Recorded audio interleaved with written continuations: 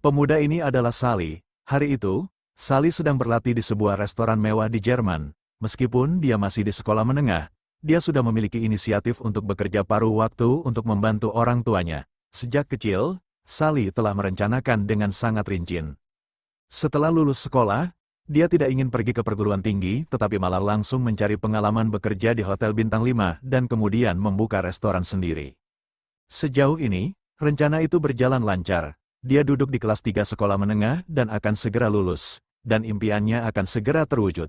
Tetapi suatu hari di sekolah, saat sedang presentasi di depan kelas, pandangan Sally tiba-tiba kabur. Dia melihat beberapa titik kabur yang semakin mengganggu. Setelah sekolah, Sally dan orang tuanya memeriksakan kondisi matanya di rumah sakit.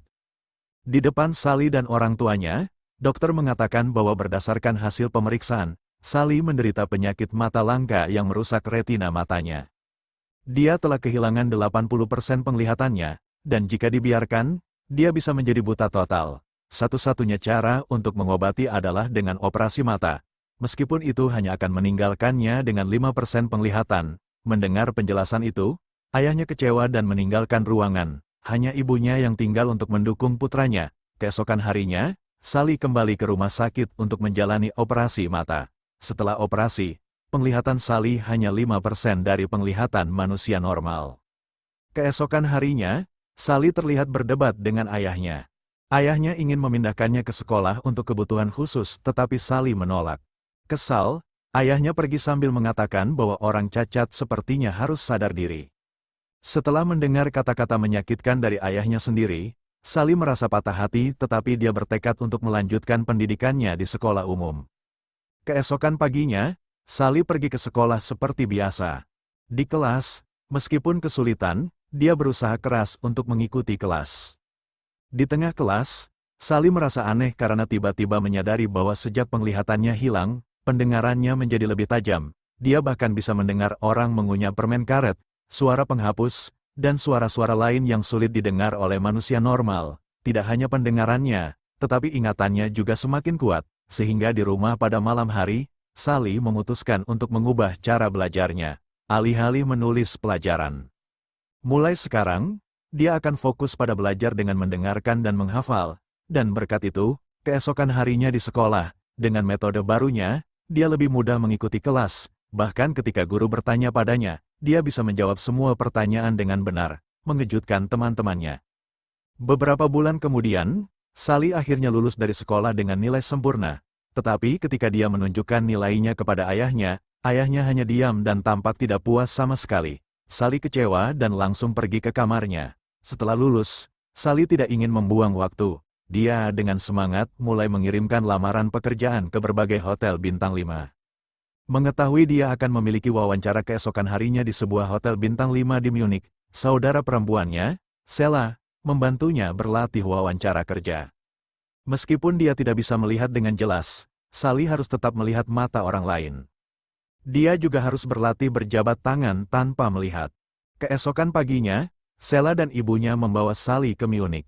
Ketika mereka tiba di hotel dan masuk, ada terlalu banyak orang yang membuat Sally bingung siapa yang harus ditemui dan ditanya. Tetapi untungnya, HRD yang akan mewawancarai sudah menunggu dan memanggilnya.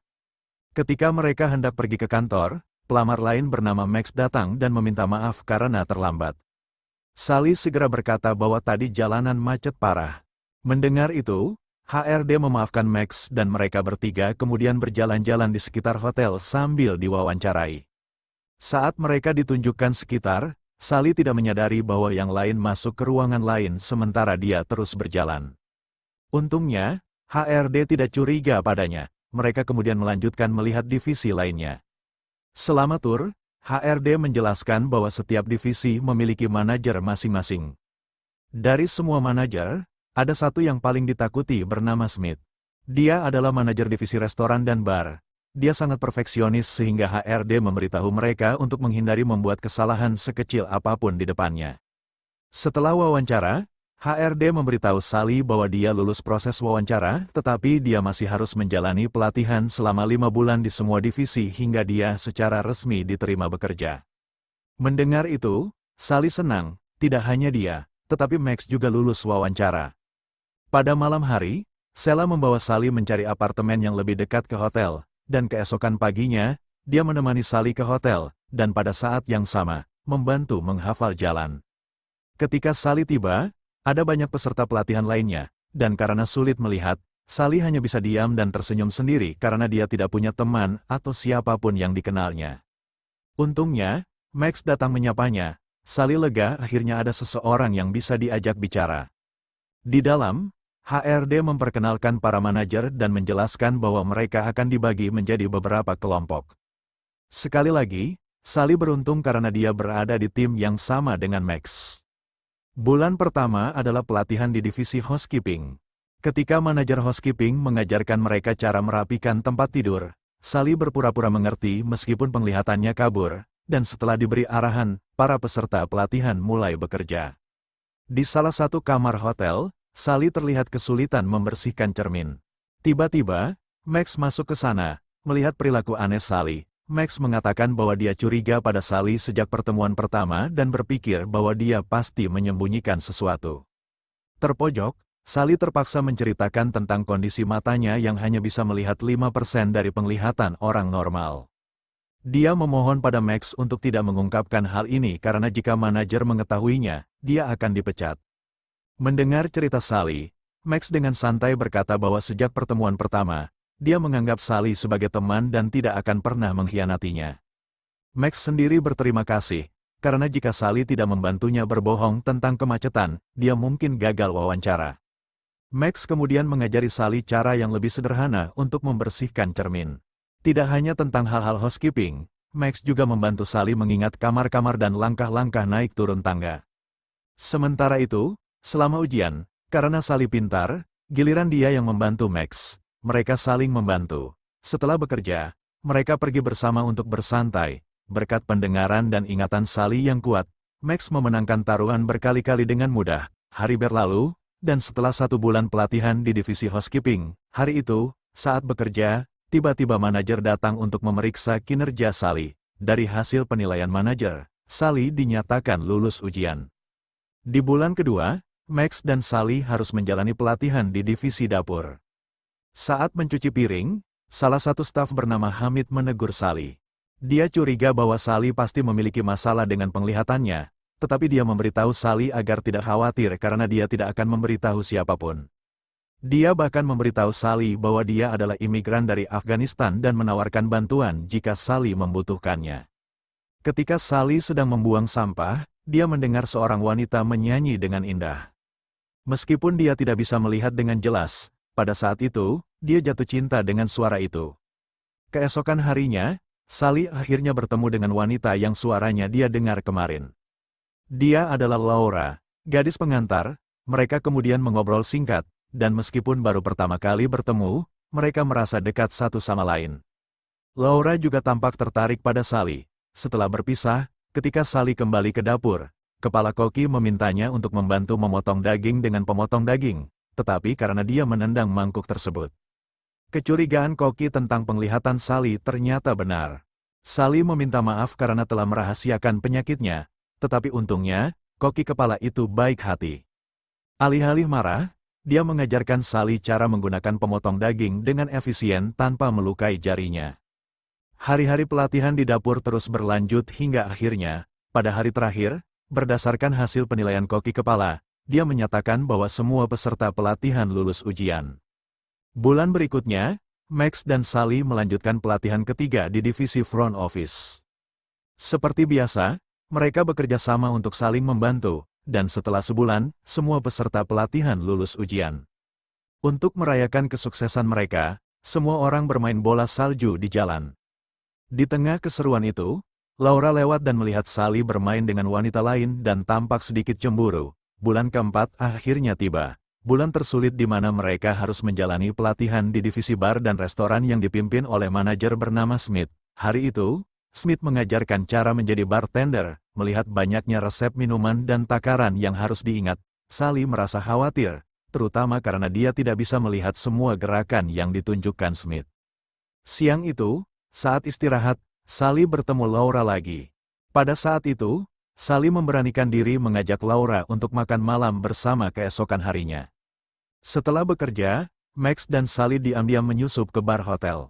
Sepanjang malam, Max membantu Sally menghafal resep dan takaran minuman, dan berkat itu, keesokan harinya, ketika Smith mendekati Sally untuk melihat penampilannya, Sally menunjukkan keterampilan yang mengesankan di depannya.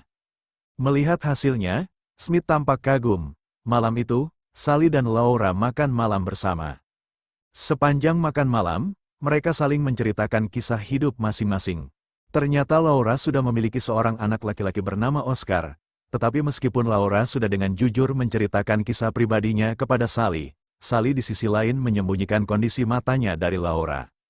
Dia takut jika Laura mengetahui hal ini, dia mungkin akan meninggalkannya. Di tengah percakapan, seorang model cantik lewat. Laura kagum melihat Sally yang tidak melirik sedikit pun pada wanita tersebut.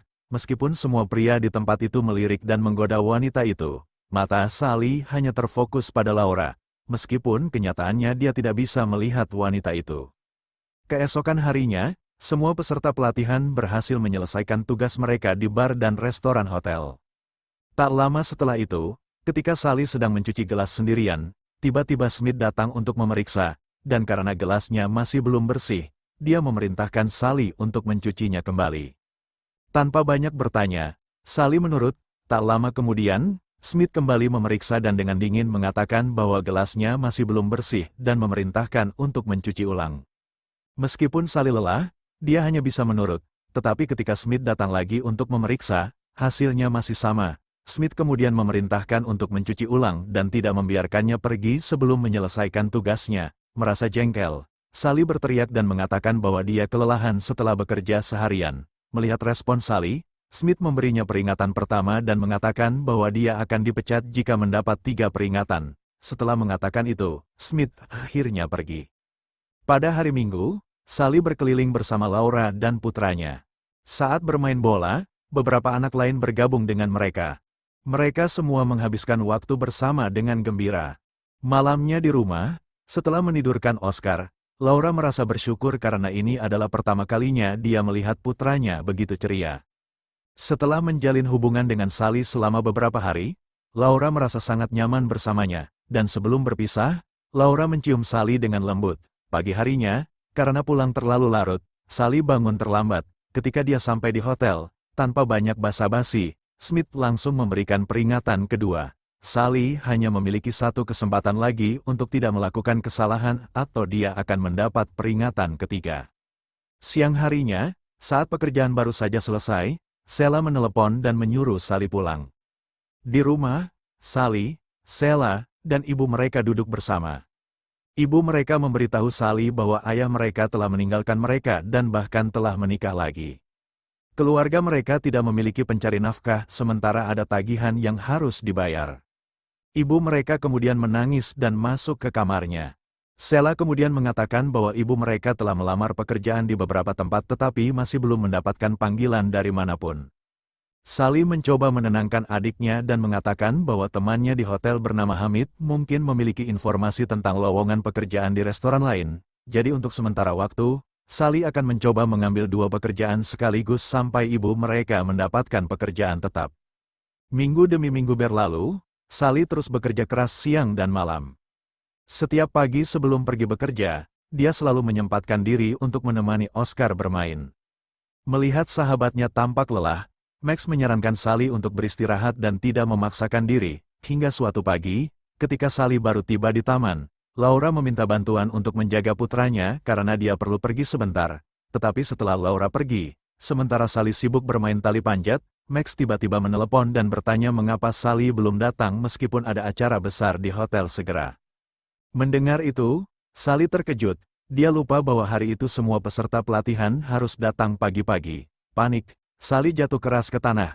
Dia kemudian segera menelepon dan meminta Laura untuk segera kembali. Setelah panggilan berakhir, Sally menyadari bahwa Oscar hilang. Ketika Laura mengetahui bahwa putranya hilang, dia marah pada Sally yang hanya diam. Pada saat itu, karena Sally sangat stres, dia akhirnya mengatakan semuanya bahwa selama ini matanya hampir buta. Dia tidak bisa melihat apapun. Mendengar hal tersebut, Laura tidak sempat berdebat dengannya. Dia terus mencari putranya. Tak lama kemudian, Oscar ditemukan dan kemudian dibawa ke mobil. Laura mendekati Sally dan mengatakan bahwa dia kecewa, bukan karena kondisi mata Sally, tetapi karena dia telah menyembunyikan rahasia ini, meskipun sejak awal Laura berharap bahwa mereka berdua bisa saling percaya. Setelah mengatakan itu, Laura pergi meninggalkan Sally. Meskipun hatinya hancur, Sally harus tetap bekerja. Ketika dia tiba di hotel dalam kondisi yang sangat kacau dan kelelahan, Sally segera melakukan pekerjaannya untuk melayani minuman. Max menyuruh Sally untuk beristirahat tetapi dia tetap bersikeras untuk terus bekerja. Dan sayangnya, ketika kue pengantin disajikan kepada para tamu, Sally tersandung taplak meja dan jatuh tepat ke kue tersebut. Akibat insiden tersebut, Sally dikeluarkan dari hotel. Keesokan harinya, Sally masih tidak bisa berhenti menangis karena kegagalannya karena dia harus terus bekerja untuk membantu keuangan keluarganya. Karena beban hidup yang berat, terutama karena dia juga baru saja gagal dalam pelatihan di hotel, malam itu Sally mabuk dan kepalanya terbentur setelah berjalan menuruni tangga. Di rumah sakit, ketika Sally bangun, Sheila ada di sana. Dia yang merawat Sally sepanjang malam.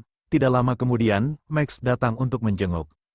Sheila kemudian mengatakan kepada Sally bahwa ibu mereka telah diterima bekerja, jadi mulai sekarang, dia tidak perlu khawatir lagi. Sally bersyukur mendengar itu. Sayangnya, sudah terlambat karena dia telah gagal dalam pelatihan di hotel. Ketika Sally diizinkan pulang dari rumah sakit, untuk menghibur sahabatnya, Max mengajak Sally pergi ke suatu tempat. Itu adalah hari libur Max. Dia mengatakan kepada Sally untuk tidak khawatir karena dia tidak akan membawanya ke tempat-tempat aneh, tetapi malah mengajaknya bersepeda menuruni bukit. Keduanya tertawa dengan puas. Sally tidak menyangka bahwa dia bisa melakukan hal ekstrim seperti sebelumnya meskipun kondisinya. Sore harinya, mereka datang ke hotel, melihat Sally, Smith, HRD, dan peserta pelatihan lainnya terkejut. Sally datang untuk meminta maaf atas semua kekacauan yang dia buat kemarin dan meminta maaf karena berbohong tentang kondisinya, tetapi dia tidak akan pernah menyerah untuk meraih mimpinya. Dia memohon kepada Smith untuk memberinya kesempatan menyelesaikan masa pelatihannya, dan meskipun kondisi matanya berbeda, dia berjanji tidak akan kalah dari peserta pelatihan lainnya. Awalnya, Smith pesimis, tetapi karena peserta pelatihan lainnya, HRD, dan Max ikut memohon, hati Smith akhirnya tersentuh. Dia kemudian mengizinkan Sally mengikuti ujian 2 hari dari hari itu. Dia memberitahunya untuk tidak terlambat. Mendengar itu, Sally sangat senang. Dan keesokan harinya, dia mempersiapkan diri untuk ujian. Hari yang telah dinantikan tiba. Pagi itu, ketika Sally tiba di hotel, Laura datang setelah mendengar bahwa Sally akan menjalani ujian. Laura mencoba menyemangatinya. Sally kemudian mengatakan bahwa dia merindukan Laura dan berharap dia akan memaafkannya. Dia berjanji tidak akan menyembunyikan apapun darinya lagi. Mendengar itu, Laura juga mengakui bahwa dia merindukan Sally. Dia kemudian pergi dengan tersenyum malu-malu.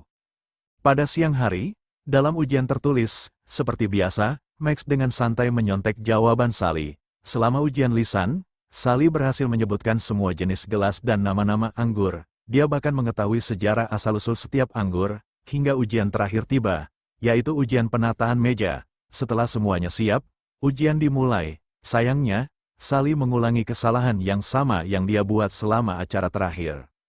Ketika waktu habis, juri memberitahu semua orang untuk berhenti dan tidak menyentuh meja. Para juri kemudian menilai pekerjaan para peserta pelatihan satu persatu.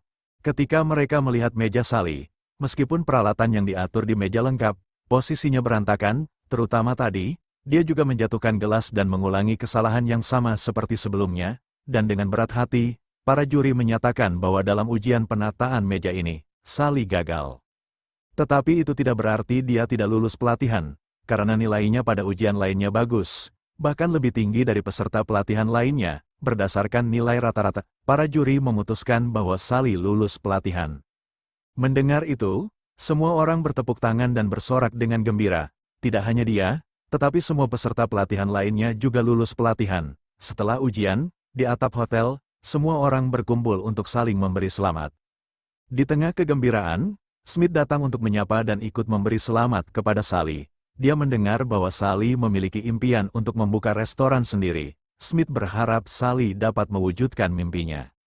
Bertahun-tahun kemudian, Sally dan Max baru saja membuka restoran mereka sendiri. Sally juga telah berdamai dengan Laura. Setelah restoran tutup, ketika yang lain sedang berpesta, Sally dan Laura terlihat bersama. Sally bersyukur, meskipun pada awalnya, dia kecewa dengan hidupnya. Tetapi sekarang, jika dilihat dari perspektif lain, kenangan manis pahit itu pantas untuk dimiliki. Rasanya semanis kencan buta dengan kehidupan.